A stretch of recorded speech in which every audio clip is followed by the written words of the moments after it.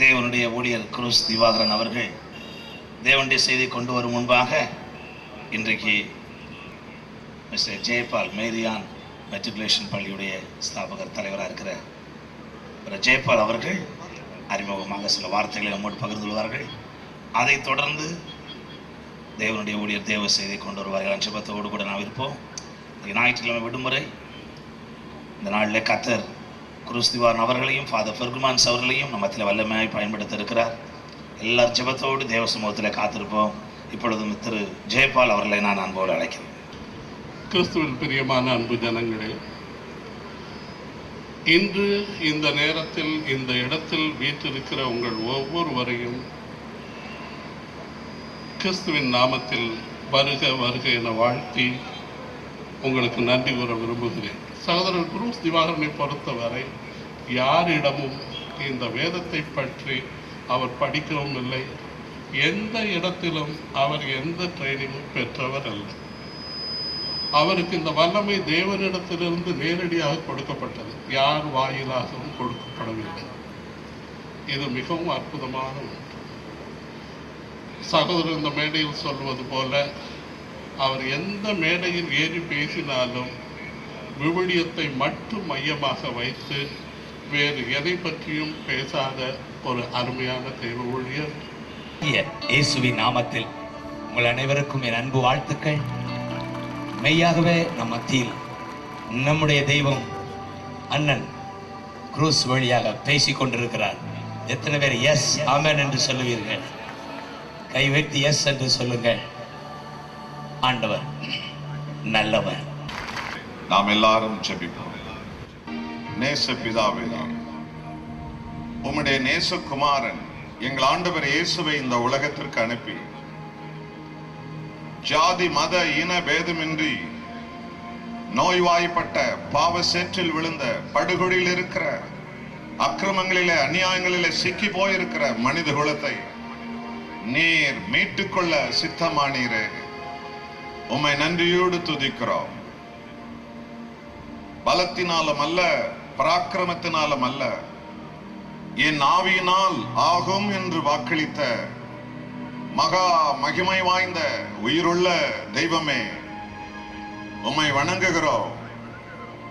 மனிதர்களை தேடி இங்கே வந்திருக்கிறவர்கள் வரவில்லை, உம்மை தேடி வந்திருக்கிறார்கள். மனித சக்தி இவர்களை ஒன்றும் செய்துவிட முடியாது. ஆனால் இயேசுவே, உம்மாலே இவர்கள் விடுதலை பெற முடியும். உம்மாலேதான் உம்மாலேதான் தேவனால் கூடாதது ஒன்றுமே இல்லை என்று வாக்களித்தவரே, அப்பா, மாலை நேரம் ஆனால் திரளான மக்கள் நோய்வாய்ப்பட்டவர்கள் உம்மிடத்தில் வந்தார்கள். நீர் அவர்களை குணமாக்கினீர். இதோ இந்த மாலை நேரத்திலும் கூட பல்லாயிரக்கணக்கான மக்கள் உம்மை நம்பி உம்மை தேடி வந்திருக்கிறார்கள். அப்பா, தாய்மார்கள், தகப்பன்மார்கள், சகோதரிமார்கள், குழந்தைகள், வாலிப தம்பி தங்கச்சிமார்கள் இருதய நோயினால், கிட்னி நோயினால், நுரையீரல் நோயினால், ஆஸ்துமா நோயினால், கர்ப்ப நோயினால், கால் கைகளிலே நோய்களினால், தலை நோய்களினால், கண்கள் நோய்களினால், ஆண்டவரே உடலின் தசைகள் அசைக்க முடியாத நோய்களினால், அப்பா இன்னும் வெளியே சொல்ல முடியாத பாவத்தினால் வந்த அசுத்த நோய்களினால், அப்பா அக்கிரம நோய்களினால், மறைவான உறுப்பில் இருக்கிற வியாதிகளினால் அநேகம் பேர் வந்திருக்கிறார்கள். மனம் இறங்குகிற தேவனே, மனம் இறங்குகிறவரே, நீரல்லவா மனித குலத்தின் அக்கிரமங்களை சிலுவையிலே சுமந்து கொண்டீர். நீரல்லவா மனித குலத்தின் நோய்களை சிலுவையிலே சுமந்து கொண்டீர். மனித குலத்தின் பாடுகளை நீ சுமந்து கொண்டீர். உமது நாமத்திலே உமது தழும்புகளால் இன்றைக்கும் சுகம் உண்டு. இதோ இந்த மக்களை இதுவரைக்கும் கட்டி வைத்திருந்த புல்லாத பிசாசு, அசுத்த ஆவிகள், பாதாள ஆவிகள், உபச்சார ஆவிகள், வஞ்சிக்கும் ஆவிகள், குடிவெறி ஆவிகள், மாய்மால் ஆவிகள், அவபக்தி ஆவிகள், போலி பக்தி ஆவிகள், ஆண்டவரே ஆத்துமாக்களை படுகொலைக்கு நடத்தி சொல்லும் துன்மார்க்க ஆவிகள், நாசரேயனாகிய இயேசுவின் நாமத்தினால் இவர்களை விட்டு அவைகள் வெளியேறி போகும்படியாக கட்டளையிட, இனி அவர்களை தொடாதிருப்பாயாக. பரிசுத்த ஆவியின் அபிஷேகம் அவர்கள் மேல் விழுவதாக. கர்த்தர் அப்படியே செய்து கொண்டிருக்கிறார். இந்த கூட்டத்தில் எல்லாரும் ஆண்டவரை ஸ்தோத்திரியுங்கள். ஒரு நிமிஷம் ஆண்டவரை ஸ்தோத்திரியுங்கள். அவர் அப்படியே செய்கிறார். ஸ்தோத்திரியுங்கள், ஸ்தோத்திரியுங்கள், ஸ்தோத்திரியுங்கள். எல்லாரும் நன்றி சொல்லுங்கள். அப்பா நன்றி, இயேசுவே நன்றி, தகப்பனே நன்றி, ஆவியானவரே நன்றி, நன்றி, நன்றி, நன்றி, நன்றி, நன்றி. அப்படியே சொல்லுங்கள், அப்படியே சொல்லுங்கள். அது அப்படியே நடக்கிறது, அது அப்படியே நடக்கிறது, அது அப்படியே நடக்கிறது. கர்த்தருடைய கரம் நம்மை அப்படியே போர்த்திக் கொள்வதாக, போர்த்திக் கொள்வதாக. இந்த மைதானம் முழுவதும் அப்பா உமது கரம் போர்த்திக் கொள்வதாக, போர்த்திக் கொள்வதாக. ஒவ்வொரு பிள்ளைகளும் உமக்காய் எழும்புவார்களாக. இந்த சுற்று வட்டாரத்தில் இருக்கிற ஒவ்வொரு வீடுகளில் இருக்கிற சாபங்கள் வெளியே போவதாக. ஒவ்வொரு வீடுகளில் இருக்கிற எல்லா சந்தேகங்கள், அசுத்தங்கள், கெட்ட நடத்தைகள் வெளியே போவதாக. எல்லா சாபங்களும் இந்த வீடுகளில் இருந்து வெளியேறி போவதாக. ஆசீர்வாதம் வருவதாக. மதுரை பட்டணம் பரிசுத்த ஆவியால் அசைக்கப்படுவதாக. எங்கள் கர்த்தர் அப்படி செய்கிறதற்காய் ஸ்தோத்திரம். துதி கன மகிமைகளை, மாட்சிமை மகத்துவங்களை அப்பா உமக்கே கொடுக்கிறோம். என்னை மறைத்து உம்மையே வெளிப்படுத்தும். ஜீவனுள்ள இயேசுவின் நாமத்தில் வேண்டிக் கொள்கிறோம். சுகத்தை, அடையாளங்களை, அற்புதங்களை பெற்றுக் கொள்கிறோம். எங்கள் நல்ல பிதாவே, ஆமென்.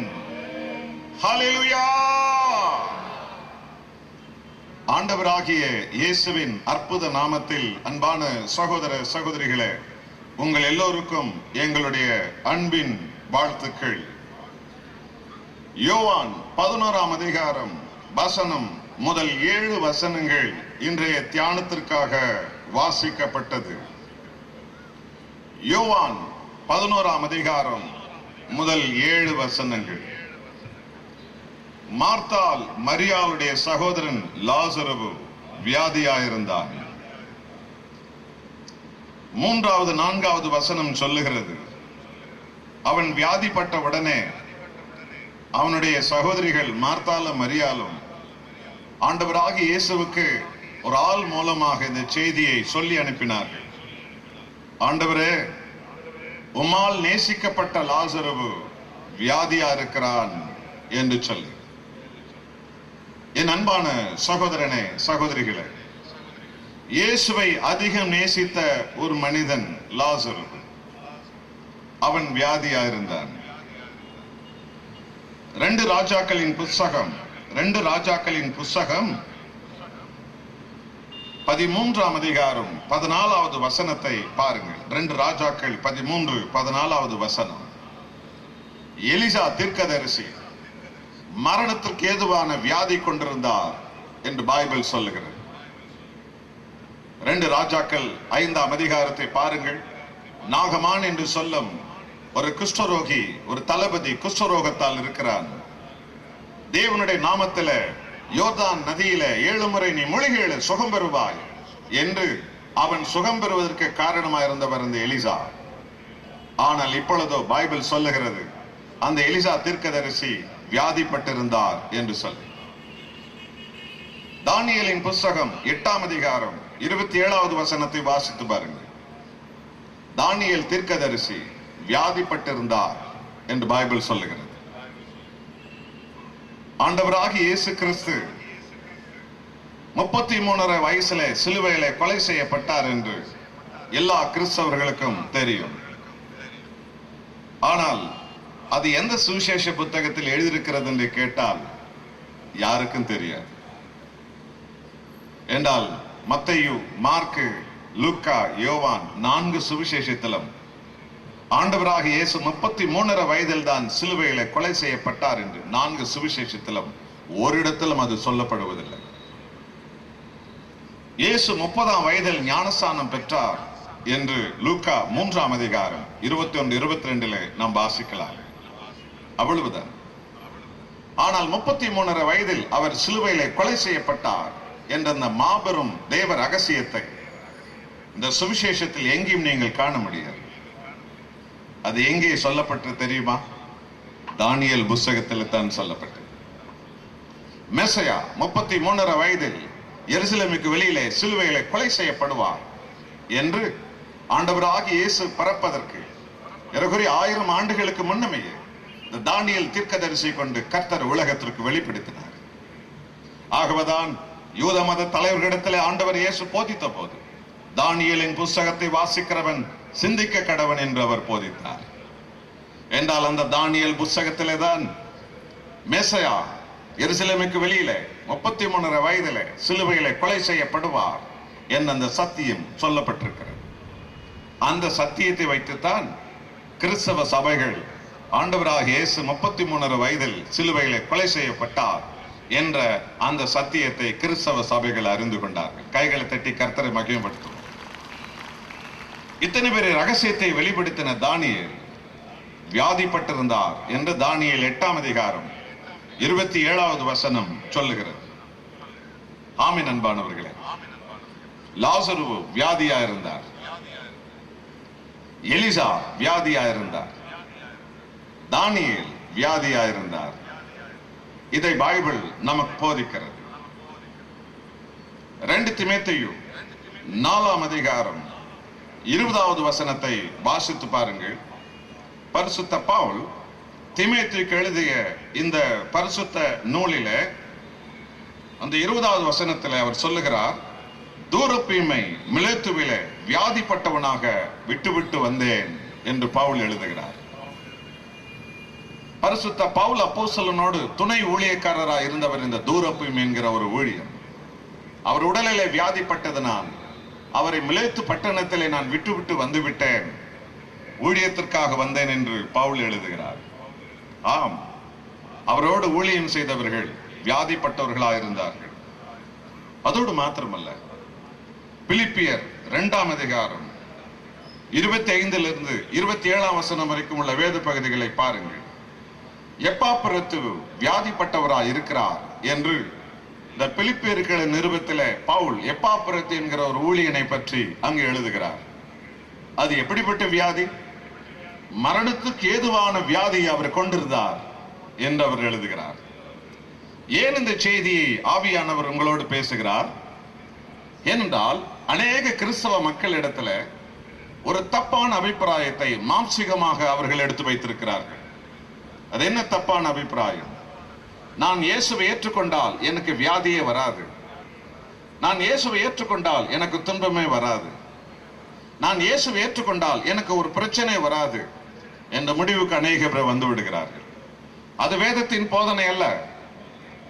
அது வேதத்தின் போதனை அல்ல.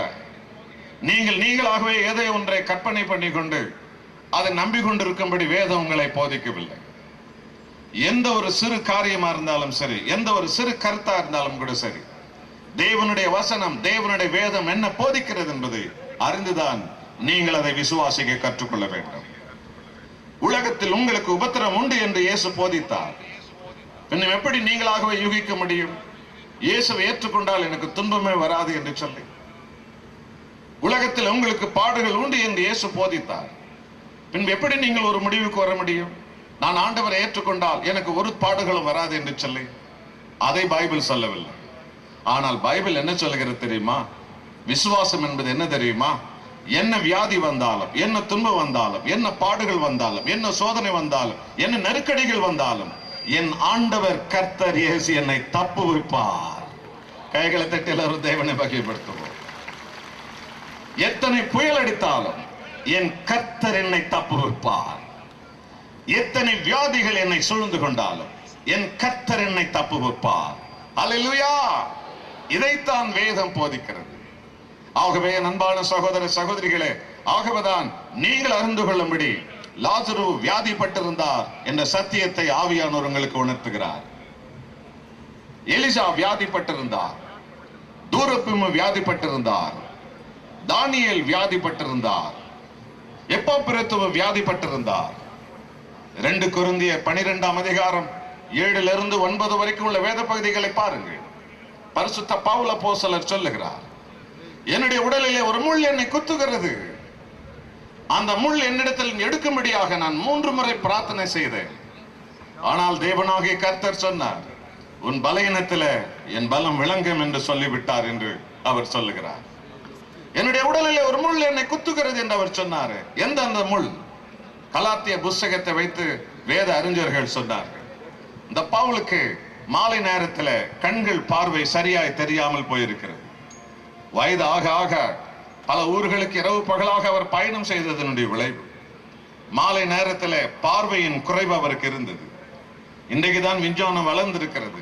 கண்ணாடிகளை கண்டுபிடித்து எல்லாரும் போட்டுக் கொண்டிருக்கிறார். ஆனால் 2000 ஆண்டுகளுக்கு முன்பு அவ்வளவுக்கு விஞ்ஞானம் வளரவில்லை. பவுல் பார்வை மந்தமான நிலையில, மாலை நேர பார்வை மந்தமான நிலையில அவர் பாடுபட்டிருக்கிறார். அதோடு மாத்திரமல்ல, தள்ளுபடி ஆகமம் என்று சொல்லும் பர்னபாஸின் புஸ்தகம் ஒன்று உண்டு. அந்த புஸ்தகத்துல இந்த பவுலின் பலவீனம் என்ன என்பதை அந்த பர்னபாஸ் எழுதி வைத்திருக்கிறார். அதுல பவுல் சில நேரத்தில் திடீரென்று அவருக்கு வலிப்பு நோய் வந்துவிடும். அவர் வல்லமையாய் செயல்பட்டார், வல்லமையாய் பிரசங்கித்தார், வல்லமையாய் போதித்தார், வல்லமையாய் தேவனுடைய பாத்திரமாய் இருந்தார். ஆனால் திடீரென்று அவருக்கு வலிப்பு நோய் வந்திருக்கிறது. அவர் உபத்திரவத்திற்குள்ளானார், அவர் பாடுபட்டார், அவர் கண்ணீர் வெடித்தார், அவர் பலவீனப்பட்டார். இந்த பாடுகளின் மத்தியில தேவனுடைய சாட்சியாக அவர் விளங்கினார். கர்த்தரை எல்லாரும் மகிமைப்படுத்துவோம். ஆமென். அன்பானவர்களே, இந்த பவுல் யார்? 3ஆம் வானம் வரைக்கும் சென்று வந்தவர். இந்த பவுல் எப்படிப்பட்டவர்? அப்போஸ்தலர் 19ஆம் அதிகாரம் 11ஆம் வசனத்தை 12ஆம் வசனத்தை பாருங்க. பவுலின் கைகளில் கர்த்தர் விசேஷமான அற்புதங்களை செய்தார். எப்படி? அவர் கையில் இருக்கிற, அவர் மேலே போர்த்தி கொண்டிருந்த அந்த ஷால்வையை கொண்டு போய் ஒரு வியாதிக்காரன் மேல் போட்டால் அவன் உடனே வியாதி மறைந்திருக்கிறது, சுகம் பெற்றிருக்கிறான். ஆனால் அந்த ஷால்வையை போர்த்தி கொண்டிருந்த பவுலோ பல மாதங்கள் அவர் சுகம் பெறாமல் இருந்திருக்கிறார். ஆமென். அன்பானவர்களே, அந்த பலவீனத்திலே பவுல் ஒரு பாடம் படிக்க வேண்டியதா இருந்தது. இதோ இந்த லாசரு வியாதிப்பட்டான் என்று இயேசு கேள்விப்பட்டவுடன், அப்படியா லாசரு வியாதியா இருக்கிறானா? என்னை விசுவாசிக்கிறவன் வியாதியா இருக்கிறானா? அவன் இருக்கக்கூடாது. என்ன செய்கிறேன் பாரு அந்த வியாதியே லாசரை விட்டு இப்பொழுதே போ என்று இயேசு சொல்லிவிடவில்லை. பைபிள் சொல்லுகிறது, ஆண்டவர் இயேசு இந்த செய்தியை கேள்விப்பட்டவுடன் இன்னும் 2 நாள் அவர் இருந்த ஊரிலே தங்கிவிட்டாராம். கடைசியில் என்ன நடந்தது தெரியுமா? லாசரு அந்த வியாதியில செத்தும் போய்விட்டார். இந்த செய்தியை ஆண்டவரே சொல்லிவிட்டார். அவருக்கு யாரும் சொல்லி அனுப்பவே இல்லை. ஐயா, நீர் வரவே இல்லை, லாசரு செத்து போனான் பார்த்தீர்களா? நீ சரியான நேரத்தில் வந்திருந்தா இப்படி நடந்திருக்குமா? யாரும் மாம்சீகமாக அவருக்கு சொல்லி அனுப்பவே இல்லை. ஆண்டவரே தன் சீடரிடத்தில் சொன்னார், லாசரு மரித்து போனான், ஆனால் தேவன் மகிமைப்பட இது காரணமா இருக்கும் என்று ஆண்டவராகிய இயேசு கிறிஸ்து சொன்னார். அவர் அங்கே இருந்தார். காரணம் என்ன? இந்த பாடுகளிலே லாசரு ஒரு பாடம் படிக்க வேண்டியதா இருந்தது. லாசருவின் குடும்பம் ஒரு பாடம் படிக்க வேண்டியதா இருந்தது. அந்த ஊர் ஜனங்கள் ஒரு அற்புதத்தை காண வேண்டியதா இருந்தது. என் அன்பான தெய்வ மக்களே, என் அருமையான சகோதரனே சகோதரியே, ஒரு வியாதி வந்தவுடன், ஒரு நோய் வந்தவுடன், ஒரு பிரச்சனை வந்தவுடன், உன் உடலில் ஏதோ ஒரு சொல்லுன்னா பிரச்சனை வந்தவுடன் உடனே விசுவாசத்தை விட்டு ஓடி விடாதே, உடனே அவநம்பிக்கையில ஈடுபட்டு விடாதே, உடனே அங்கும் இங்கும் அலையாதே. அந்த நோய்களிலே நீ ஒரு பாடம் படிக்க வேண்டியது அவசியமா இருக்கிறது. அந்த பலவீனங்களிலே நீ ஒரு பாடம் படிக்க வேண்டியது அவசியமா இருக்கிறது. உன் வாழ்க்கையை நீ ஆராய்ந்து பார்க்க வேண்டியது அவசியமா இருக்கிறது. உன் வழிகளை திருத்திக் கொள்ள வேண்டியது அவசியமா இருக்கிறது. உன் வாழ்க்கையின் சூழ்நிலைகளை மாற்றிக்கொள்ள வேண்டியது அவசியமா இருக்கிறது. உன் விசுவாசத்திலே நீ பலப்பட வேண்டியது அவசியமா இருக்கிறது. தேவனுடைய வல்லமை நீ நெருங்கி பார்க்காத அவசியமா இருக்கிறது. இந்த அவசியமான பாடங்களை நீங்கள் கற்றுக்கொள்ள வேண்டும். ஆகவேதான் சிலருடைய வாழ்க்கையில தேவன் தாமதத்தை உண்டாக்குகிறார். ஏன்? அவர்கள் ஒரு பாடுகளை, ஒரு அனுபவத்தை அவர்கள் கற்றுக்கொள்ள வேண்டும். இதோ இங்கே வேதம் போதித்ததல்லவா, லாசரு வியாதியா இருந்தான் இல்லையா? பவுல் வியாதியா இருந்தார், தானியேல் வியாதியா இருந்தார், இதோ எப்பாப்புரத்து வியாதியா இருந்தார், தூரப்பூமி வியாதியா இருந்தார் என்று. ஆனால் இதெல்லாம் நாம் படிக்கிறோம் இல்லையா? ஆனா முடிவு என்ன தெரியுமா? எப்பாப்புரத்து அந்த வியாதியிலே சாகவில்லை, கர்த்தர் சுகமாக்கினார். தூரப்பூமி அந்த வியாதியிலே சாகவில்லை, கர்த்தர் சுகமாக்கினார். தானியேல் அந்த வியாதியிலே சாகவில்லை, கர்த்தர் சுகமாக்கினார். பவுல் அந்த வியாதியிலே சாகவில்லை, கர்த்தர் சுகமாக்கினார். இதோ அந்த லாசரு அந்த வியாதியிலே செத்தான், இயேசு அவனை உயிரோடு எழுப்பினார், அவர் மகிமை வெளிப்படுத்தினார். ஹல்லேலூயா! எல்லாரும் கர்த்தரை மகிமைப்படுத்துங்க. ஹல்லேலூயா! என் அன்பான சகோதரனே, என் அன்பான சகோதரியே, உன்னுடைய வாழ்க்கையில இந்த பலவீனங்கள் உன்னை தாக்குவது எதற்காக? ஒரு உண்மையை முதலாவது நாம் அறிய வேண்டும். அன்பான கடவுள் உண்டாக்கிய இந்த ஆசீர்வாதமான உலகிலே வியாதிகளும் பாடுகளும் பலவீனங்களும் எங்கிருந்து வந்தது? வேதம் இதை தெளிவாய் உங்களுக்கு நமக்கு போதிக்கிறது. என்றைக்கு மனிதன் பாவத்திற்கு அடிமையானானோ அன்றைக்குத்தான் அந்த பாவத்தின் சாயலான சாபங்களும் சாபத்தின் விளைவான வியாதிகளும் இந்த பூமியிலே நுழைந்திருப்பதை பைபிள் திட்டவட்டமாய் போதிக்கிறது. ஆகவேதான் ஆண்டவராகிய இயேசு கிறிஸ்துவிடத்துல எந்த ஒரு வியாதிக்காரர் கொண்டு வந்த போதும் உன் பாவங்கள் மன்னிக்கப்பட்டது என்று சொல்லி இயேசு அவர்களை குணமாக்கியிருப்பதை திருமறையிலிருந்து நாம் அறிந்து கொள்ளலாம். ஆதியாகமம் 12ஆம் அதிகாரம் 17வது வசனத்தை வாசித்து பாரு.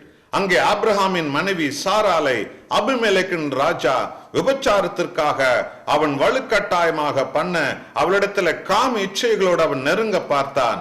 பைபிள் போதிக்கிறது அவன் பாவத்தின் விளைவு அவன் உடலிலே கொடூரமான வியாதிகள் நுழைந்தது என்று சொல்லி. என்னாகமம் 12ஆம் அதிகாரம் 9-10 வசனங்களை வாசித்து பாருங்கள். தேவனால் தெரிந்து கொள்ளப்பட்ட மோசே என்னும் ஊழியனுக்கு விரோதமாக அவனுடைய சகோதரி மிரியாம் கலகம் செய்தால், அவனை உள்ளுடைய செய்தால், அவனை அவமானப்படுத்தினால் அதனுடைய விளைவு அபிஷேகத்தை அவமதித்த அவள் மேல் தேவனுடைய கோபம் வந்தது. உடனே அவளுடைய உடலிலே கொடூரமான குஷ்டரோக நோய்கள் வந்தது என்று பைபிள் சொல்லுகிறது. ஆமென் அன்பானவர்களே, பாவம் நுழைந்ததன் விளைவுதான் இந்த பூமியில மனித குலத்திலே வியாதிகள் நுழைந்திருப்பதை நாம் அறிந்து கொள்ளலாம். என் அன்பான சகோதரனே, என் அன்பான சகோதரிகளே, தேவன் நல்லவர். மனிதன் பாவத்தின் விளைவு சாபங்களையும் நோய்களையும் அவன் சந்தித்தாலும் அந்த நோய்களை கட்டுப்படுத்த, அந்த நோய்களை குணமாக்கும் வல்லமையை கர்த்தர் உண்டாக்கின ஒவ்வொரு படைப்புகளிலும் நாம் இருப்பதை காணலாம். மனிதன் உட்கொள்ளக்கூடிய எந்த ஒரு பழமாகட்டும், எந்த ஒரு காய்கறி ஆகட்டும், எந்த ஒரு இலை தலையாகட்டும், எல்லாவற்றையுமே கர்த்தர் குணமாக்கும் தன்மைகளை கொடுத்திருக்கிறார். ஆனால் ஆண்டவராகிய இயேசு கிறிஸ்துவிடத்துல அவன் பாவங்கள் பூரணமாய் மன்னிக்கப்பட்டு பூரணமான சுகத்தை கர்த்தர் இந்த உலகத்திற்கு கொடுத்தார். என் அன்பான சகோதரனே, சகோதரிகளே, நீ பாவத்திலே வாழ்ந்து கொண்டு எப்பேற்பட்ட இலை தலைகளை சாப்பிட்டு கொண்டிருந்தாலோ அல்லது விசேஷமான மருத்துவர்கள் கொடுக்கும் ஆலோசனைகளை பெற்றுக் கொண்டிருந்தாலும் நீ சுகம் பெற்று விடலாம் என்று எண்ணக்கூடாது. உன் பாவங்களை விட்டு நீ விலக வேண்டும். கர்த்தர் உன்னை பூரணமாக சுகம் கொடுக்க வல்லவராயிருக்கிறார். பாவத்தினுடைய விளைவு தான் இந்த பூமியில சாபங்கள் நுழைந்தது. அதனுடைய விளைவு தான் நீதியாய் வாழுகிறவர்களும் கூட வியாதிகளுக்கு உட்படுகிறதை நாம் திருமறையிலே காணலாம். யோபின் புஸ்தகம் 2ஆம் அதிகாரம் 7-8 வரைக்கும் உள்ள வேத வசனங்களை பாருங்கள். அங்கே யோபின் உடலிலே பிசாசு கொள்ளை நோய்களை, கொடூரமான நோய்களை கொண்டு வந்தான் என்று பைபிள் போதிக்கிறது. ஆனால் யோபு எப்படிப்பட்ட மனிதன்? யோபு 1ஆம் அதிகாரம் 8ஆம் வசனத்தை பாருங்கள். தேவனாகிய கர்த்தர் யோபு சன்மார்க்கன், நீதிமான், கர்த்தருக்கு பயந்து பொல்லாப்பை விட்டு விலகினவன் என்று தேவன் அவனை பார்த்து சொல்லுகிறார். அப்படிப்பட்ட ஒரு நீதிமான் உடலில இதோ பாவத்தின் விளைவுதான் இந்த பூமியை ஆளுகை செய்த பிசாசு வியாதிகளை கொண்டு வந்தான். ஆனால் கர்த்தர் நல்லவர். பிசாசின் கட்டுக்களை உடைக்கவே அபிஷேகம் பெற்ற இயேசு இதோ பிசாசின் தீமையில் சிக்கியவர்களை எங்கும் குணமாக்கி நடந்தார் என்பதை அப்போஸ்தலர் 10ஆம் அதிகாரம் 38வது வசனத்திலே நாம் காணலாம். ஆண்டவராக இயேசு சொன்னார், ஆவியோ பலம் உள்ளது, மாம்சமோ பலகீனம் உள்ளது. உங்களுடைய மாம்சம், நம்முடைய மாம்சம் பலகீனம் உள்ளது. உன் ஆவி பலம் உள்ளது, ஆனால் மாம்சீகம் பலகீனம் உள்ளது. காரணம் என்ன? நாம் எல்லோரும் இந்த மண்ணிலிருந்து உண்டானவர்கள். ஆகவே இந்த மண்ணிலிருந்து உண்டான மனிதர்களும் பலகீனம் உள்ள பாத்திரம். இது கர்த்தர் அறிவார்.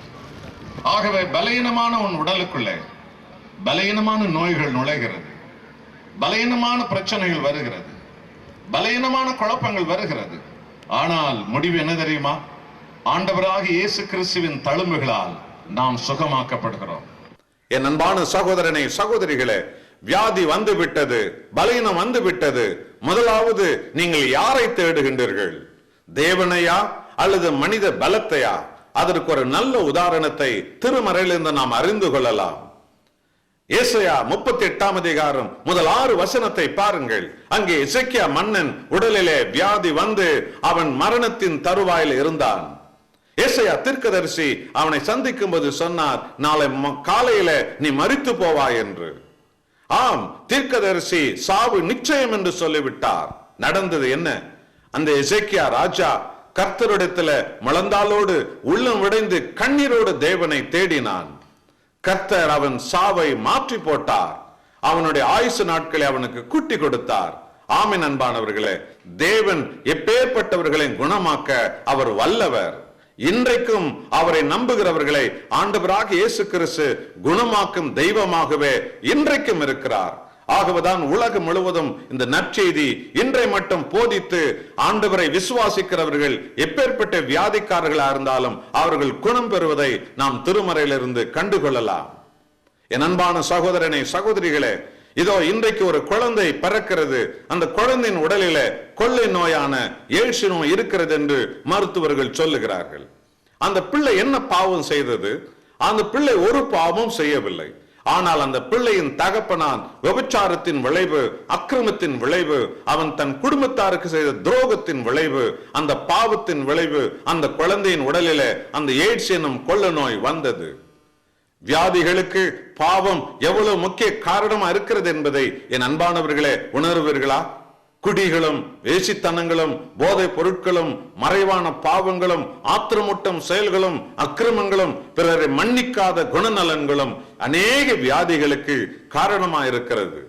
என் அன்பான நண்பனே, நீ பூரணமான சுகத்தை பெற்றுக்கொள்ள வேண்டும் என்றால் குணமாக்கும் இளைய தலையினால் மாத்திரம் நீ சுகம் பெற முடியாது.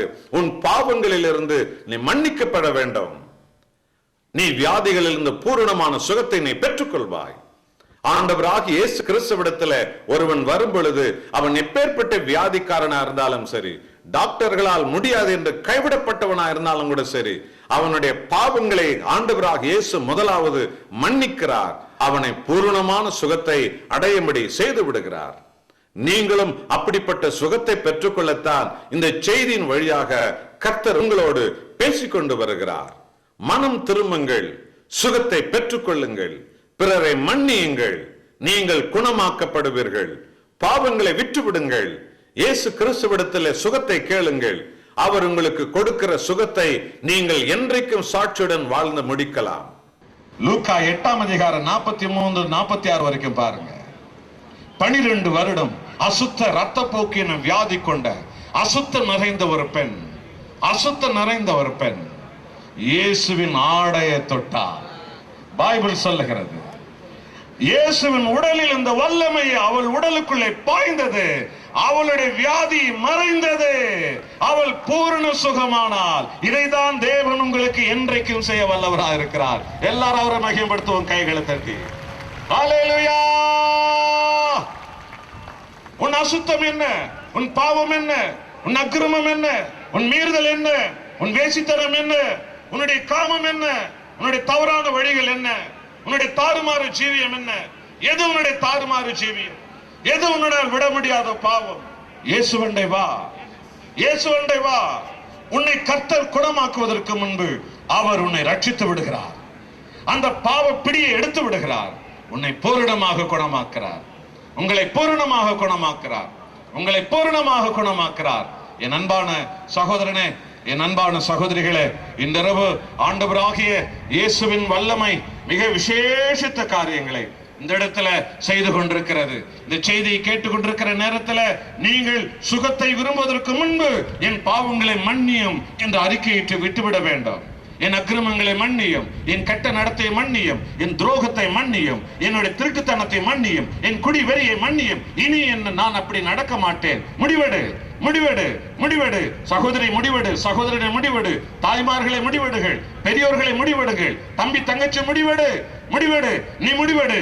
கர்த்தர் அது எப்படிப்பட்ட வியாதியா இருக்கட்டும், உன் உடலில், உன் ரத்தத்துல, உன் எலும்புல, உன் தலையில, உன் நுரையீரலில, உன்னுடைய கிட்னியில, உன்னுடைய வாழ்வில, அது என்ன வியாதியா இருக்கட்டும், கர்த்தர் உன் பாவத்தை மன்னித்து உன்னுடைய உடலில் இருக்கிற சகல வியாதிகளையும், ஜீவனுள்ள ஆண்டவராக இயேசு சகல வியாதிகளும் உன் உடலில் இருந்து பூரணமாய் எடுத்து விடுவார். ஹல்லேலூயா! கரங்களை தட்டி தேவனை பெரிதாய் மகிமைப்படுத்தும். ஹல்லேலூயா! ஹல்லேலூயா! ஆமென். அன்பானவர்களே, பாவங்களை மன்னித்தார், நோயாளிகளை குணமாக்கினார். சங்கீதம் 107:20 பாருங்கள்.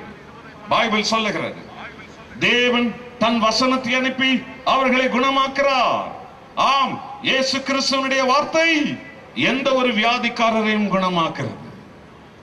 இந்த வார்த்தையே விசுவாசத்தோடு படித்து எத்தனையோ குஷ்டரோகிகள், எத்தனையோ கேன்சர் வியாதி உள்ளவர்கள், எத்தனையோ அசுத்த வியாதி உள்ளவர்கள் பூரண சுகமானதை நாங்கள் எங்கள் கண்களால் பார்த்திருக்கிறோம், எங்கள் காதுகளால் கேட்டிருக்கிறோம். தேவனுடைய வசனம் சங்கீதம் 107 சொல்கிறது, 20வது வசனம், கர்த்தர் தன் வசனத்தை அனுப்பி அவர்களை குணமாக்குறார். 1 பேதுரு 2ஆம் அதிகாரம் 24வது வசனம் சொல்கிறது, இயேசுவின் தழும்புகளால் நீங்கள் சுகமாய் கொண்டிருக்கின்றீர்கள். ஹல்லேலூயா, ஹல்லேலூயா, ஹல்லேலூயா. ஆகவே என் அன்பான சகோதரனே, என் அன்பான சகோதரிகளே, தேவன் உன்னை குணமாக்கிறவர். இலை உன் நோயை கட்டுப்படுத்தும், தலை உன் நோயை கட்டுப்படுத்தும், காய்கறி உன் நோயை கட்டுப்படுத்தும். நீங்கள் தெரிந்து கொள்ள வேண்டிய சத்தியம் என்ன தெரியுமா? எந்த இலையும், எந்த காயும், எந்த மாத்திரையும், எந்த இலையும், எந்த தலையும், எந்த கீரையும், எந்த பொருளும், எந்த மாத்திரையும், எந்த மருந்தும் உன் பாவத்தில் இருந்து உன்னை விடுதலை செய்ய முடியாது. ஆனால் ஆண்டவராக இயேசு கிறிஸ்துவிடத்தில் ஒருவன் வரும் பொழுது இயேசுவின் நாமம், இயேசுவின் காயம், இயேசுவின் கரம் அவனை பாவத்திலிருந்து பூரணமாய் விடுதலை செய்து அவனை பரிபூரணமாய் சுகத்தை பெற்றுக் கொள்ளும்படி கர்த்தர் செய்கிறார். ஹல்லேலூயா, ஹல்லேலூயா. பார்த்தீர்களா? இதுதான் தேவனுடைய பெரிதான ஒரு திட்டம். நீ மன்னிக்கப்பட வேண்டும், சுகம் பெற வேண்டும். நீ ரட்சிக்கப்பட வேண்டும், சுகம் பெற வேண்டும். நீ பரிசுத்தமாக்கப்பட வேண்டும், சுகம் பெற வேண்டும். நீ விடுதலை பெற வேண்டும், சுகம் பெற வேண்டும். அப்பொழுது உன்னுடைய வாழ்க்கை தேவனுக்கு ஒரு பரிசுத்த சாட்சி வாழ்க்கையாக மாறிவிடும். உன்னுடைய மனம் திருவதனாலே உன் குடும்பம் மாறிவிடும். உன் மனைவி மக்கள் சந்தோஷப்படுவார்கள், உன் தாய்மார்கள் சந்தோஷப்படுவார்கள். நீ சமுதாயத்துக்கு கேடல்ல, நீ சமுதாயத்துக்கு ஒரு ஞானமுள்ளவனாய் விளக்காக நீ திகழ்வாய். தேவன் அதை இன்றிரவு உங்களுக்கு செய்ய காத்திருக்கிறார். கடைசியாக சுருக்கமாக ஒரு சம்பவத்தை சொல்லி நான் முடிக்கிறேன். இப்பொழுது தேவனுடைய ஊழியர் ஃபாதர் பெர்க்மான்ஸ் அவர்கள் வந்திருக்கிறார்கள். இந்த ஆராதனையிலே கர்த்தர் பரிபூர்ணமான சுகமாக்கும் ஆராதனை இன்றிரவு இங்கே நடத்தப்பட போகிறது. இன்றைக்கு தேவன் எங்களுக்கு வெளிப்படுத்தியிருக்கிறார். இங்கு வந்திருக்கிற அத்தனை பேரையும் இயேசுவின் நாமம் இன்றைக்கு விடுதலை செய்து கொண்டிருக்கிறது. இப்பொழுதே ஆண்டவர் அதை ஆரம்பித்திருக்கிறார். விசுவாசிக்கிறவன் மகிமையை காண்பான், விசுவாசிக்கிறவர்கள் மகிமையை காண்பார். உங்கள் விசுவாசத்தை வெளியிலே கொண்டு வாருங்க. நீங்க எப்பேற்பட்டவர்களா இருந்தாலும் சரி, கவலைப்படாதீங்க. தேவன் உங்களை சுகமாக்குறவர். அவர் குணமாக்கும் கர்த்தர் யெகோவா ராஃபா, அவரை உன்னை குணமாக்குறவர். உங்களை கைவிடவே மாட்டார். இத ஒரே ஒரு கருத்தை நீங்கள் தெரிந்து கொண்டு தேவனுக்கு என்று நம்மை நாம் ஒப்பு கொடுப்போம். நடந்தது என்ன? லாசரு வியாதிப்பட்டிருந்தான். இயேசு இன்னும் 2 நாள் தாமதித்தார். அவன் செத்து போனான். அவன் செத்து போனதை அவனுடைய வீட்டார் இயேசுவுக்கு சொல்லி அனுப்பவில்லை, இயேசுவே சொன்னார், லாசரு செத்து போய்விட்டான். ஆயினும் தேவன் அவன் வழியாய் மகிமை அடைய போகிறார் என்று. இதோ ஆண்டவர், அவன் செத்து போய் 3 நாட்கள் ஆகிவிட்டது. அந்த இடத்துக்கு இயேசு சென்றார். அவன் சகோதர சகோதரிகள் அழுது கொண்டிருந்தார்கள், கண்ணீர் விட்டு அழுது கொண்டிருந்தார்கள், புலம்பிக் கொண்டிருந்தார்கள். இயேசு அந்த இடத்துக்கு வந்து விட்டார். உடனே மார்த்தாள் இயேசுவை பார்த்து என்ன சொன்னால் தெரியுமா? ஆண்டவரே, நீர் இங்கு இருந்தீரானால் என் சகோதரன் மரித்திருக்க மாட்டான். நீங்க சரியான நேரத்தில் இல்லாத போயிட்டீங்களே. நீங்க சரியான நேரத்துக்கு வந்திருந்தா கட்டாயமா அவன் சுகமா இருப்பான்னு நான் நம்புகிறேன். அன்பானவர்களே, இயேசு அவளுக்கு சொன்ன செய்தி என்ன தெரியுமா? ஆமாம்மா, நான் வரத்துக்கு 3 நாள் லேட் ஆயிடுச்சு, எனக்கு மாட்டு வண்டிங்க கிடைக்கல, அதாம்மா நான் வர முடியாது போயிடுச்சு. இப்படி வேதாந்தம் பேசிக்கொண்டிருக்கல. கர்த்தர் அவளுக்கு அங்கே சுவிசேஷத்தை அறிவித்தார். என்ன சொன்னார் தெரியுமா? மார்த்தாளே, நானே உயிர்த்தெழுதலும் நானே ஜீவனமாயிருக்கிறேன். கர்த்தரை மகிமைப்படுத்துவோம். சாவின் துக்கத்தில் இருக்கிறவளுக்கு தேவன் ஒரு மாபெரும் செய்தியை சொன்னார். நானே உயிர்த்தெழுதல், நானே ஜீவன், நித்திய ஜீவன். ஆமாண்டவரே, இறுதி நாளில் எல்லோரும் உயிர்த்தெழுவார்கள் போவார்கள் என்று நான் அறிந்திருக்கிறேன். அவர் இறுதி நாளை பத்தி பேசல. இயேசு என்றைக்கு இந்த பூமிக்கு வந்தாரோ அன்றைக்கே பிசாசுக்கு இறுதி நாள் ஆரம்பமாகி விட்டது. ஹல்லேலூயா. அதை பத்தி தான் இயேசு பேசினார். இன்றைக்கு இந்த மதுரையில் இருக்கிற எல்லா பிசாசுகளுக்கு இறுதி நாள். கைகளை தட்டுங்க எல்லாருமா. ஹல்லேலூயா. உன் பாவத்துக்கு இன்றைக்கு தான் இறுதி நாள். கை தட்டு. உன் பாவத்துக்கு இன்றைக்கு இறுதி நாள். உன் அக்கிரமத்துக்கு இன்றைக்கு இறுதி நாள். உன் குடி வெறிக்கு இன்றைக்கு இறுதி நாள். உன்னுடைய போதைப் பொருள் அடிமைக்கு இறுதி நாள். ரகசிய இச்சைகளுக்கு இன்றைக்கு தான் இறுதி நாள். வேசித்தனத்துக்கு இன்றைக்கு தான் இறுதி நாள். அன்பான மனைவியே, அன்பான கணவனை, அன்பான தாய்மார், அன்பான வாலிப பிள்ளைகளை, அன்பான சகோதர சகோதரியை, யாரெல்லாம் ரட்சிக்கப்படணும், திரும்ப மனம் திருமணம் அழுதுன்னு இருந்தியோ அதுக்கெல்லாம் இன்றைக்கு இறுதி நாள். ஹல்லேலூயா. உன் வாழ்க்கையில இன்றைக்கு ஆசீர்வாதத்தின் ஆரம்ப நாள், சுகத்தின் ஆரம்ப நாள். இயேசுவின் நாமத்தில் நீங்கள் பூரணமாய் சுகத்தோடு இங்கிருந்து செல்வீர்கள். இதோ ஆண்டவர் இயேசு. அவனை எங்கே வைத்தீர்கள் என்று கேட்டார். ஐயா வாருங்கள் ஐயா பாருங்க என்று சொல்லி கல்லறையின் வாசலில் கொண்டு போய் இயேசுவை நிறுத்தினார்கள். அங்கே ஆண்டவராக இயேசு அவர்களிடத்துல சொன்னார். யோவான் 11ஆம் அதிகாரத்துல அந்த கல்லறையின் வாசலில் அவர்களுக்கு சொன்ன செய்தி அது அவர்களை திடுக்கிட வைத்தது, அவர்களை கலங்க வைத்தது. நம்ப முடியாத செய்தியா இருந்தது. ஆம், என்ன செய்தி? 39வது வசனம். கல்லறையின் வாசலிலே நின்று கொண்டிருந்த இயேசு அந்த கலங்கி கொண்டு அழுது கொண்டிருந்த அவர்களுக்கு பார்த்து இயேசு சொன்னார், கல்லை எடுத்து போடுங்க. உடனே அப்படியா, இதோ செய்யறோம் பாருங்க. அவங்க செய்யல பாருங்க. என்ன சொன்னா தெரியுமா? ஐயா அழுது நின்றவதான் சொல்றா. இப்போ இயேசுவே என்ன எடுத்து போட சொன்னீங்க? கல்லறை கல்லையா? உங்களுக்கு தெரியாதா? அவன் செத்து 4 நாள் ஆச்சு. நாருமே பத்தியா? கல்லை எடுத்து போடு. அவள் நாருமே என்று சொன்னாள். இயேசு கல்லை எடுத்து போடு என்று சொன்னார். சகோதர சகோதரிகளே, ஏன் கல்லை எடுத்து போடணும்? எதுக்கு கல்லை எடுத்து போடணும்? என்ன அந்த கல்? ஏன் அவங்களை எடுத்து போட சொன்னாரு? தெரிஞ்சுக்கங்க, ரொம்ப அவசியமானது. இயேசு என்ன சொன்னார் தெரியுமா? யோவான் 11:40 பாருங்க. மார்த்தாளே, நீ விசுவாசித்தால் தேவனுடைய மகிமையை காண்பாய். அதர்ம முக்கியம். இயேசு சொன்னதை இப்ப அவங்க விசுவாசிக்கணும். கல்லை எடுத்து போடு. அன்பானவர்களே, செத்து போன 4 நாள் நாற்றம் அடிக்கிற ஒருவனை உயிரோடு எழுப்பக்கூடிய இயேசுவால் கல்லை உடைத்துக் கொண்டு லாசரை வெளியே வா என்று சொல்லி இருக்க முடியாதா? முடியும். இந்த கல்லை அப்புறம் போ என்று சொல்ல முடியாதா? முடியும். கடலை அதட்டிய இயேசுவால், புயலை அடக்கி இயேசுவால், கனி கொடுக்காத மரத்தை வேரோடு பிடுங்கி வெளியே வரும்படி செய்த இயேசுவால் இந்த கல்லை பார்த்து கல்லை அப்புறம் போ என்று சொல்ல முடியாதா? முடியும். ஆனா அவர் என்ன சொன்னார் தெரியுமா? இந்த கல்லை எடுத்து போடு. ஏன் அவங்களை எடுத்து போட சொன்னாரு? ஏன்னா அந்த கல்லை அவங்க தான் அங்க எடுத்து வச்சாங்க. உங்களுக்கும் கர்த்தர் இன்றைக்கு சொல்லும் செய்தி அதுதான். பாவத்தை எடுத்து போடு, மகிமையை காண்பார். அக்கிரமத்தை எடுத்து போடு, விபச்சாரத்தை எடுத்து போடு, கெட்ட நடத்தை எடுத்து போடு, சுகத்தை காண்பாய். துரோகத்தை எடுத்து போடு, சுகத்தை காண்பாய். துன்மார்க்கத்தை எடுத்து போடு, ஏமாற்றும் வாழ்க்கையை எடுத்து போடு, வஞ்சனை வாழ்க்கை எடுத்து போடு, தாறுமாறு ஜீவியத்தை எடுத்து போடு, குடி வெறி எடுத்து போடு, எடுத்து போடு, எடுத்து போடு, எடுத்து போடு, மகிமையை காண்பாய். எடுத்து போடு. ஏன் எடுத்து போடணும் நீங்க? ஏன்னா அந்த பாவத்தை தேவன் உனக்கு கொடுக்கவில்லை, நீயாகவே தான் எடுத்து வைத்துக் கொண்டிருக்கிறாய். உன் கெட்ட நடத்தை தேவன் உனக்கு கொடுக்கவில்லை, நீ அதை எடுத்து வைத்திருக்கிறாய். எடுத்து போடு. மகிமையை காண்பாய், மகிமையை காண்பாய், மகிமையை காண்பாய், மகிமையை காண்பாய். இதுதான் கர்த்தர் அன்றைக்கு சொன்ன செய்தி, இன்றைக்கு சொன்ன செய்தி. அந்த கல்லுக்கு பின்னாலே ஒரு பிணம் இருக்கிறது. அந்த பிணத்தை மறைத்துக் கொண்டிருக்கிற கல் அவர்கள் எடுத்து வைத்தது. அது அவர்கள் தான் எடுத்து போடணும். உங்க வாழ்க்கைக்கு பின்னாலே ஒரு தீமை இருக்கிறது. அந்த தீமையை நீங்க தான் எடுத்து போடணும். தேவனுடைய மகிமை நீங்கள் காண்கிறீர்கள்.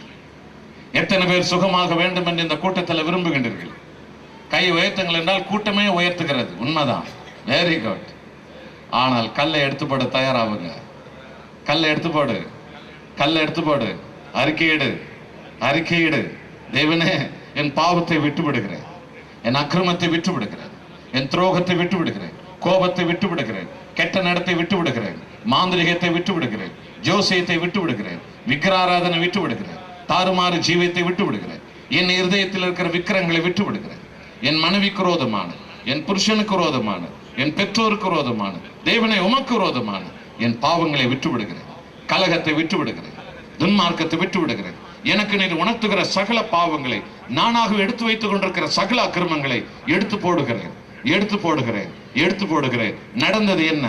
கல்லை எடுத்து போட்டார்கள். அவர்கள் தேவனுடைய வார்த்தையை விசுவாசித்தார்கள், கல்லை எடுத்து போட்டார்கள்.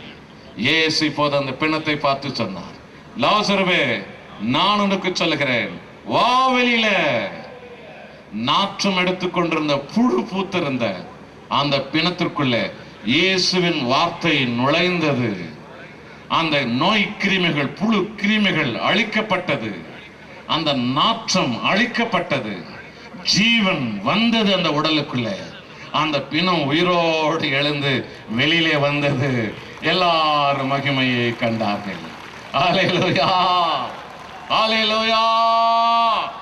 கர்த்தர் இந்த இரவு இதே அற்புதத்தை உங்கள் வாழ்க்கையிலே செய்து, உங்களை இந்த பூமியிலே, உங்கள் வீட்டிலே, உங்கள் தெருவிலே, உங்கள் சபையிலே, நீங்கள் இருக்கும் இந்த பகுதியிலே நடமாடும் கிறிஸ்துவின் சாட்சிகளாய், மறுபடியும் பிறந்த சாட்சிகளாய், இயேசுவின் நாமத்தில் உங்களை தேவன் சுகமாக்கி தன் வல்லமையை வெளிப்படுத்துவாராக.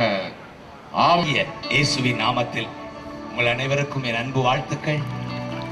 மெய்யாகவே நம் மத்தியில் நம்முடைய தெய்வம் அண்ணன் குரூஸ் வழியாக பேசிக் கொண்டிருக்கிறார்.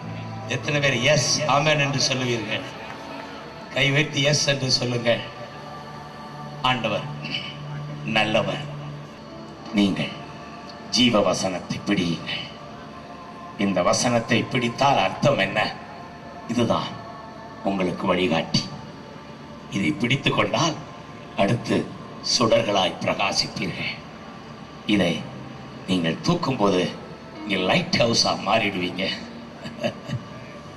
ஜீவ வசனத்தை பிடித்து கொண்டு வெளிச்சமாய் பிரகாசிப்பீர்கள். அடுத்து குற்றமற்ற பிள்ளைகளாய், தர்க்கிப்பில்லாமல், வாக்குவாதம் இல்லாமல் நீங்கள் முன்னேறுவீர்கள். அல்லேலூயா. கோணலும் மாறுபாடுமான உலகத்தில் குற்றமற்ற பிள்ளைகளா வாழ்ந்திடுவோம். கோணலும் மாறுபாடுமான உலகத்தில் குற்றமற்ற குழந்தைகளாய் வாழ்ந்திடுவோம். ராஜா வருகிறார், விரைவில் வருகிறார். ஆயத்தம் ஆயத்தமாவோ, ராஜா வருகிறார், விரைவில் வருகிறார். ஆயத்தம் ஆயத்தமாவோ. கோணலும் மாறுபாடுமான உலகத்தில் குற்றமற்ற பிள்ளைகள் வாழ்ந்திடுவோம் நான். கோணலும் மாறுபாடுமான உலகத்தில் குற்றமற்ற குழந்தைகளாய் வாழ்ந்திடுவோம். முணுமுணுக்காமல், வாதாடாமல், முணுமுணுக்காமல், வாதாடாமல், அனைத்தையும் செய்து நான் முன்னேறுவோம். அனைத்தையும் செய்து நான் முன்னேறுவோம். சொல்லுங்க. ராஜா வருகிறா, விரைவில் வருகிறா. ஆயத்தம் ஆயத்தமாவோ, ராஜா வருகிறா, விரைவில் வருகிறா. ஆயத்தம் ஆயத்தமாவோ. ஜீவ வார்த்தைகள் பிடித்துக் கொண்டு, ஜீவ வார்த்தைகள் பிடித்துக் கொண்டு சுடர்களாய் உலகிலே ஒளி வீசுங்கள். சுடர்களாய் உலகிலே ஒளி வீசுங்கள். ராஜா வருகிறார், விரைவில் வருகிறார். ஆயத்தம் ஆயத்தமாவோ, ராஜா வருகிறார். Yes, Lord. விரைவில் வருகிறார். ஆயத்தம் ஆயத்தமாவோ, இயேசுவை போல் இருப்போம் வருகையிலே, அவர் இருப்பது போல அவரை காண்போம். இயேசுவை போல் இருப்போம் வருகையிலே, அவர் இருப்பது போல அவரை காண்போம். எல்லாரும் சொல்லுங்க, இயேசுவை போல் மாறுவோம் அவர் வரும்போது. சந்தோஷமா கை தட்டுங்க. எஸ். நான் ஒரு புத்தகத்திலே வாசித்தேன், அவர் வருகையில நான் உருமாறுவோம். எப்படி மாறுவோமா? சரியா டீனேஜ் 18 இயர்ஸ் எவ்வளவு அழகா இருந்திருப்பீங்க, அப்படி அவர் உங்களை உருமாற்றுவாராம். இது உண்மை என்று நான் விசுவாசிக்கிறேன். அப்படின்னா எனக்கெல்லாம் முடி வந்துடும். என்ன அர்த்தம்? இயேசுவை போல் இருப்போம் வருகையிலே, அவர் இருப்பது போல அவரை காண்போம். ரெண்டு காரியம் நடக்கும், ரெண்டு காரியம் நடக்கும். நம்மளை உருமாற்றுவார், அழகாய் நம்மை மாற்றுவார். அடுத்து அவரை நாம் அவர் இருப்பது போல பார்க்க போகிறோம். கை தட்டுங்க. இயேசுவை பார்த்திருக்கீங்களா? நான் இன்னும் பார்க்கல. என்ன, அவர் ஆவியா இருக்கிறார். ஆனால் பார்க்க போகிறோம். எப்படி? முகமுகமாய் பார்க்க போகிறோம். இதோ சீக்கிரம் வருகிறார், ஆயத்தமாவா. ராஜா வருகிறார், விரைவில் வருகிறார். ஆயத்தம் ஆயத்தமாவோ, ராஜா வருகிறார், விரைவில் வருகிறார். ஆயத்தம் ஆயத்தமாவோ, கொணலும் மாறுபாடுமான உலகத்தில் குற்றமற்ற குழந்தைகள் வாழ்ந்திடுவோ. கொணலும் மாறுபாடுமான உலகத்தில் குற்றமற்ற குழந்தைகளாய் வாழ்ந்திடுவோ. சொல்லுங்க, அற்பமான நம் சரீரங்களை மகிமையின் சரீரமாய் மாற்றிடுவார். அற்பமான சரீரங்களை மகிமையின் சரீரமாய் மாற்றிடுவார். ராஜா வருகிறார், விரைவில் வருகிறார். ஆயத்தம் ஆயத்தமாவோ, ராஜா வருகிறார், விரைவில் வருகிறார். ஆயத்தம் ஆயத்தமாவோ, கொடலும் மாறுபாடுமான உலகத்தில் குற்றமற்ற குழந்தைகள் வாழ்ந்திடுவோ. பிள்ளைகளே, ராஜா வரப்போகிறார். அதற்கான அடையாளங்கள் மத்தேயு 24 எழுதப்பட்டிருக்கிறது. அதில் 24:12 அன்பு தணிந்து போகும், அக்கிரமம் மிகுதியாகும். இதுதான் அவருடைய வருகைக்கு அடையாளம். நடக்குதா? அக்கிரமம் மிகுதியாக இருக்கிறதா? சிறு குழந்தைகளை கற்பழிக்கிற காட்சியில பாக்குறீங்களா? பேபிகளை கற்பழிச்சு கொள்ற இந்த கேவலம், அதான் அக்கிரமம் மிகுதியாகிறது, அன்பு தணிந்து போகிறது. ஆண்டவர் சொன்னார், என் வருகைக்கு அது அடையாளம் எழுதி வச்சுக்கொண்டார். அக்கிரமம் மிகுதியாகும், அன்பு தணிந்து போகும். எடுத்ததுக்கெல்லாம் விவாகரத்து வரும், அதுதான் அடையாளம். ஆனா நம்ம பயப்பட தேவையில்லை, நம்ம தயாராயிடுவோம். கைதட்டி தயாராயிடுவோம். ராஜா வருகிறா, விரைவில் வருகிறா. ஆயத்தம் ஆயத்தமாவோ, ராஜா வருகிறா, விரைவில் வருகிறா. ஆயத்தம் ஆயத்தமாவோ. அவருடைய வருகையின் அடையாளம் அநேகம் உண்டு. அதில் ஒன்று பூமி அதிர்ச்சிகள், மகா பூமி அதிர்ச்சிகள். எங்கெல்லாம் நடக்கும்? ஒவ்வொரு நாளும் நடக்கிறது மகா பூமி அதிர்ச்சிகள். அதிலே அந்த 24:7 இன்னொரு வாக்கியம், கொள்ளை நோய்கள், பயங்கரமான நோய்கள், கண்டுபிடிக்க முடியாத நோய்கள், மருந்தில்லாத நோய்கள் இருக்கிறதா? இது அவருடைய வருகைக்கு அடையாளம். கை தட்டி இயேசுன்னு சொல்லுங்க பார்க்கலாம். இயேசு. உற்சாகமா உற்சாகமா எஸ் உற்சாகமா ஜீசஸ் என்று மூச்சு விடாம சொல்லுங்க பார்க்கலாம். Jesus Jesus Jesus Jesus. அப்படி சொல்லும்போது சுகம் உண்டாகும். கை தட்டுங்க பார்க்கலாம். ஜீசஸ் என்று சுகம் உண்டாகும். சுகம் உண்டாகும். அண்ணன் சொன்னாரே யெகோவா ராஃபா, இப்பொழுது அவருடைய வல்லமை இறங்கும். மீண்டும் ஒரு விசை கை தட்டி ஜீசஸ் என்று கூப்பிடுங்க. அவருடைய வல்லமை இறங்கும். இயேசு. அவருடைய வல்லமை இறங்கும். ஜீசஸ். எஸ் எஸ் இயேசு. எஸ் எஸ் இயேசு. எஸ் இயேசு. S Jesus. S Jesus. S Jesus.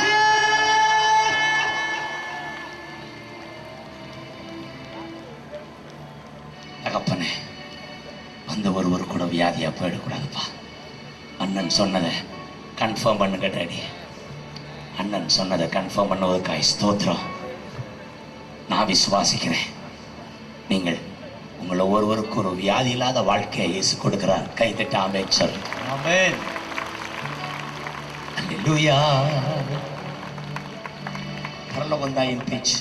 இன்னொரு பல்லவியை பாடுவோமா? அல்லேலூயா. ஹல்லேலூயா. இந்த வருகைக்கு எப்படி ஆயத்தமாகிறது சொல்லுங்க. பரலோகம். எல்லாரும் சொல்லுங்க. பரலோகம். பரலோகம் தான் என் பேச்சு, பரிசுத்தம் தான் என் மூச்சு. கொஞ்ச காலம் இந்த மதுரையில இயேசுவுக்காய் சுவிசேஷத்திற்காய் கை தட்டுங்க. Jesus Jesus. பரலோகம்தான் என் பேச்சு, பரிசுத்தந்தான் என் மூச்சு. பரலோகம்தான் என் பேச்சு, பரிசுத்தம் தான் என் மூச்சு. கொஞ்ச காலம் இந்த பூமியிலே, கொஞ்ச காலம் இந்த பூமியிலே இயேசுவுக்காய் சுவிசேஷத்திற்காய், இயேசுவுக்காய் சுவிசேஷத்திற்காய். அல்லேலூயா அல்லேலூயா அல்லேலூயா அல்லேலூயா அல்லேலூயா அல்லேலூயா அல்லேலூயா அல்லேலூயா. என் இயேசு வருவார் மேகங்கள் நடுவே, தன்னோடு சேர்த்து கொள்வார். என் இயேசு வருவார் மேகங்கள் நடுவே, தன்னோடு சேர்த்து கொள்வார். கூடவே வைத்துக் கொள்வார், உன்னை கூடவே வைத்துக் கொள்வார். தான தனனா தானானனா. ஆமென். தானான தனனா தானானனா. Yes, Lord. தானான தனனா தானானனா. தானான தனனா தானானனா.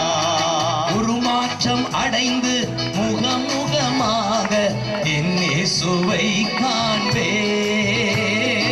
உருமாற்றம் அடைந்து முகமுகமாக என் நேசரை காண்பே. தொட்டு தொட்டு பார்ப்பே, இயேசுவை தொட்டு தொட்டு பார்ப்பே. தானான தன்னனா தானானனா. சந்தோஷமா. தானான தனனா தானானனா. தானான தனனா தானானனா. தானான தனனா தானானனா. சங்கீதக்காரன் தாவீதை காண்பேன், பாடும் சொல்லி கேட்டே. சங்கீதக்காரன் Yes, Lord. தாவீதை காண்பேன். அட பாடப்பா என்று சொல்லி கேட்பேன், சேர்ந்து பாடிடுவே, அங்கு நடனம் ஆடிடுவே. எல்லாரும் சொல்லுங்க. சேர்ந்து பாடிடுவே, அங்கு நடனம் ஆடிடுவே. தானான தனனா தானானனா. தானான தனனா தானானனா. தானான தனனா. தானானனா. தானான தனனா தானானனா. பரலோகந்தான் என் பேச்சு, பரிசுத்தந்தான் என் மூச்சு. பரலோகந்தான் பரலோகந்தா என் பேச்சு பரிசுத்தந்தா என் மூச்சு. எல்லாரும் பரலோகம் என்று சொல்லி கை தட்டுங்க பார்க்கலாம். பரலோகம் அதுதான் நம்முடைய தாய் வீடு. நம்முடைய சொந்த பூமி பரலோகம் சொல்லுங்க. அல்லேலூயா. அல்லேலூயா. இந்த உலகம், இந்த உலகத்தின் தெய்வம் வயிறு என்று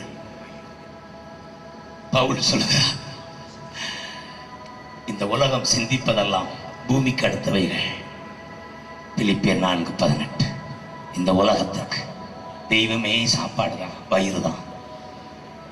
உலகம் நினைப்பதெல்லாம் பூமிக்கு அடுத்தவைகள் தான். ஆனால் 20 சொல்றார், நமக்கோ,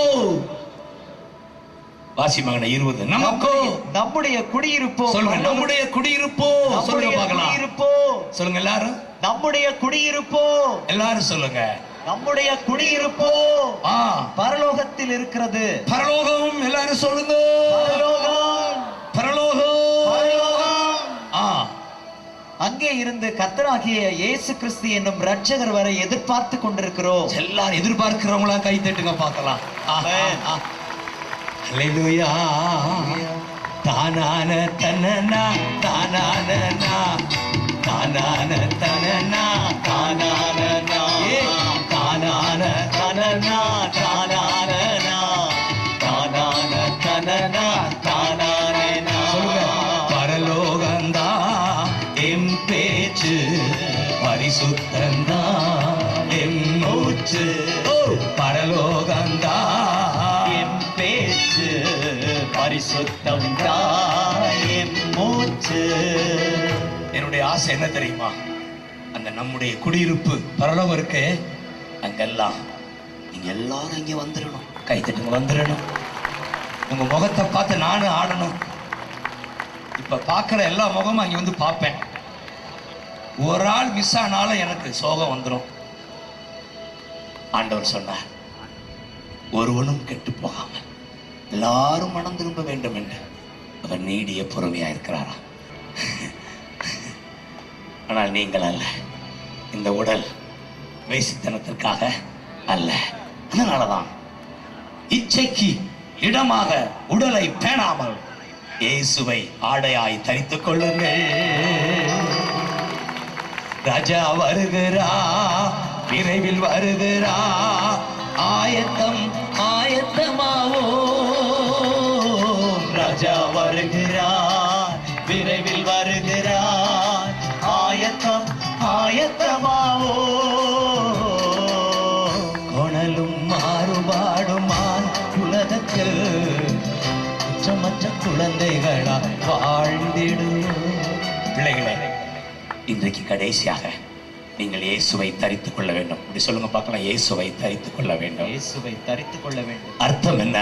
ரட்சிப்பை நீங்கள் தரித்துக் கொள்ள வேண்டும். சொல்லுங்க இயேசுன்னு சொல்லுங்க. இயேசு என்ன செய்கிறார்? ரட்சிக்கிறார். சொல்லுங்க, ரட்சிக்கிறார். இயேசு என்ற பெயருக்கு அர்த்தம் என்ன?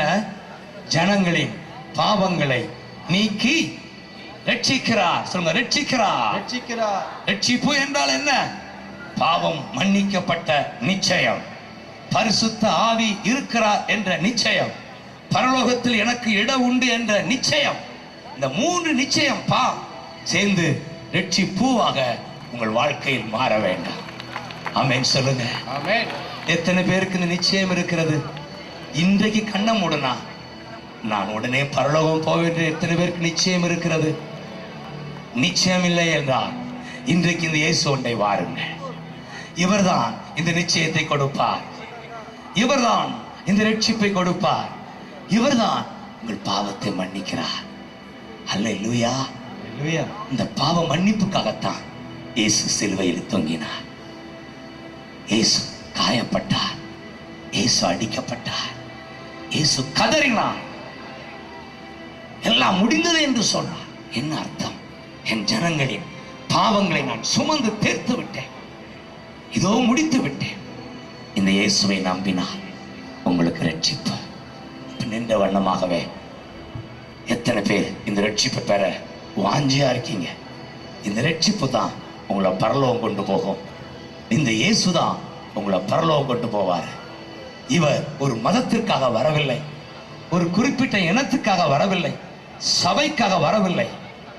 உங்கள் பாவங்களை நீக்கி ரட்சிக்க வந்தார். நீங்கள் விசுவாசித்தால் நீதி உண்டாக விசுவாசி, ரட்சிப்பு உண்டாக அறிக்கையிடு. எல்லாம் கண்ணை மூடுங்க பார்க்கலாம். மிக முக்கியமான நேரத்தில் வந்திருக்கிறோம். எல்லாரும் கண்ணை மூடுங்க.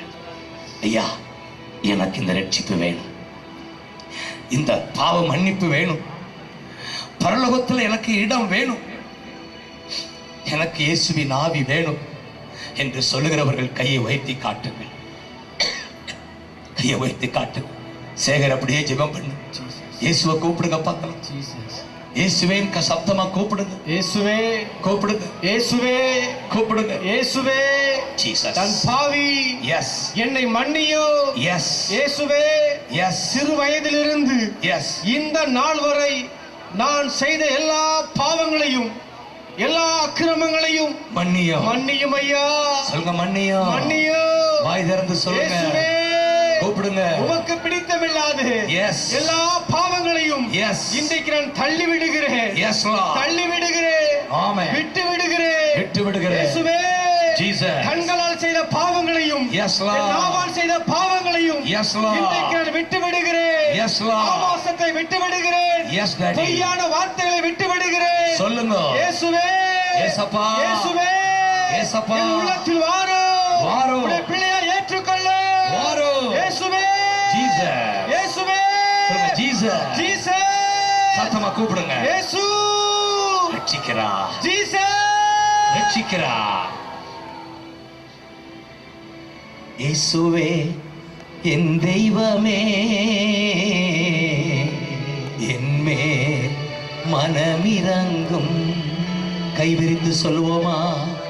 இயேசுவே என் தெய்வமே, என்மேல் மனமிரங்கும். இயேசுவே என் தெய்வமே, என்மேல் மனமிரங்கும். நான் பாவம் செய்தேன், உம்மை நோகச் செய்தேன். நான் பாவம் செய்தேன், உம்மை நோகச் செய்தேன். உம்மை தேடாமல் வாழ்ந்து வந்தேன், உம்மை தேடாமல் வாழ்ந்து வந்தேன். என்னை மன்னியும் தெய்வமே, இந்த ஒரு விசை மன்னியுமே. இயேசுவே என் தெய்வமே, என்மேல் மனமிரங்கும். கண்ணீரோடு இயேசுவே என் தெய்வமே, லட்சியம் என்மேல் மனமிரங்கும். உம்மை மறுதலித்தேன், பின்வாங்கி போனேன். உம்மை மறுதலித்தேன், பின்வாங்கி போனேன். உம் வல்லமை இழந்தேன் ஐயா, உன்னன் வல்லமை இழந்தேன் ஐயா. என்னை மன்னியும் தெய்வமே, இந்த ஒரு விசை மன்னியுமே. இயேசுவே என் தெய்வமே, அப்பா, அப்பா, மன்னியும். ஜனங்களின் பாவத்தை மன்னியும், மன்னியும் அப்பா. தெய்வமே மன்னியும், மன்னியும். மனமிரங்கும். முள்முடி தாங்கி ஐயா காயப்பட்டி, நீர் எனக்காக பலியானி. சொல்லுங்க. முள்முடி தாங்கி ஐயா காயப்பட்டி, நீர் எனக்காக பலியானி. உம் இரத்தத்தால் கழுவும் என்னை இரத்தத்தால் கழுவும் என்னை. கண்ணீரோட சொல்லுங்க. இரத்தத்தால் கழுவும் என்னை. என் கண்களை இரத்தத்தால் கழுவும் ஐயா. என் வாயை இரத்தத்தால் கழுவும் ஐயா. என் கரங்களை இரத்தத்தால் கழுவும் ஐயா. என் கால்களை இரத்தத்தால் கழுவும் ஐயா. சிலுவையை பாருங்க. ஏயா சிலுவை? நீ பாவம் இல்லாம வாழ வேண்டும் என்பதற்காக பரிதாப கோலத்திலே இயேசு சிலுவையில் தொங்குகிறார். இயேசு தன் ஜீவனை கொடுத்தார். அவமானம் அடைந்தார். ஒரு நேக்கடா தொங்க விட்டாங்க. சமுதாயத்தில் ஒரு அவமான சின்னமாய் தொங்கினார். ஏன் தொங்கினார் தெரியுமா? நீ பாவம் இல்லாமல் வாழ வேண்டும். ரட்சிப்புக்கு அவர் கொடுத்த கிரயம் என்ன தெரியுமா? தன்னுடைய ஜீவன். இந்த ரட்சிப்பு எவ்வளவு மகா பெரியது என்றால், மிக பெரியவரை இந்த பூமிக்கு வந்து தன் ஜீவனை கொடுத்தார். ஆகவே இந்த நாளிலே சிலுவை அண்டை வாருங்கள். இயேசுவே என்னை மன்னியும் என்று சொல்லுங்கள். இரத்தத்தால் கழுவி வீடும். இரத்தத்தால் கழுவி வீடும். இயேசுவே என் தெய்வமே, என்மே மனமிரங்கும். ஜெபமனுங்க கையை உயர்த்தி, ஏசப்பா என்னை ரட்சியுமப்பா, என் உள்ளத்துல வாரும். தேங்க்யூ. அநேகர் பின்வாங்கி போயிருக்கிறீர்கள். ஏற்கனவே ரட்சிக்கப்பட்டு ஊதாரி மகனை போல ஓடி இருக்கிறீர்கள். இயேசு உங்களை மீண்டும் அழைக்கிறார். வா என்னண்டை வா. வாலிப தம்பி, வாலிப தங்கச்சி, வா, உன் கசப்பை மாற்றுவேன். வா, பாவத்தை மன்னிக்கிறவன் நான். தேங்க்யூ லா, தேங்க்யூ ஃபாதர். உமக்கு நன்றி.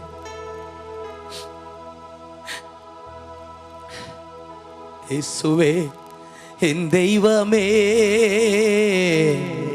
என்மே மனமிரங்கும். இயேசுவே என் தெய்வமே, என்மே மனமிரங்கும்.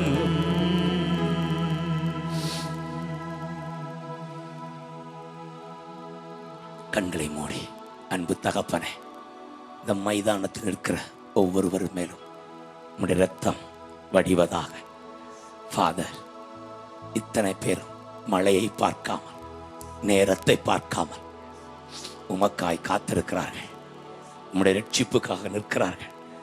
யார் யாருக்கு ரட்சிப்பு என்று மீண்டும் கையை உயர்த்தி காட்டுங்க. எனக்கு ரட்சிப்பு வேணும் என்று.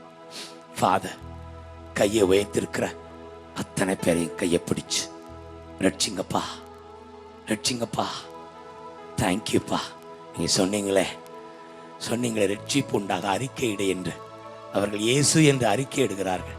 கூப்பிடுங்க, இயேசு, இயேசு, இயேசு, இயேசு, இயேசு, இயேசு, இயேசு, இயேசு என்று அறிக்கை இடுகிறார்கள். எஸ், கூப்பிடுங்க, கூப்பிடுங்க, கூப்பிடுங்க. ஜீசஸ்.